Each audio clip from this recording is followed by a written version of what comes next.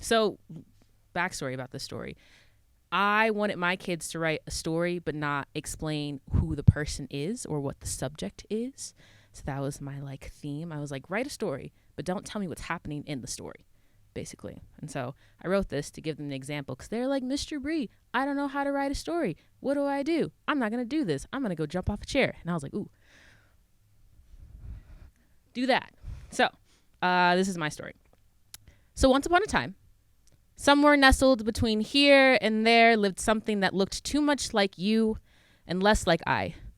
Hunched over river bends and the stars, too full of itself, mischievous, cunning in nature, but lonely.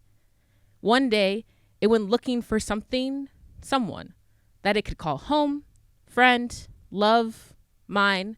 So it searched high and low, under the sun, on top of the moon, until its eyes caught a small being, similar to what it wanted to be, human.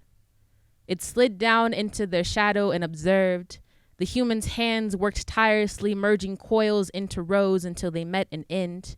It watched and watched and watched and watched, and hours have gone by before it remembered what its search was for.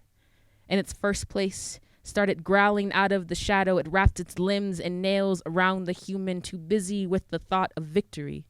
It didn't notice the rows of coils beginning to untangle. Kinks found ways inside of it, enveloping it into scalp.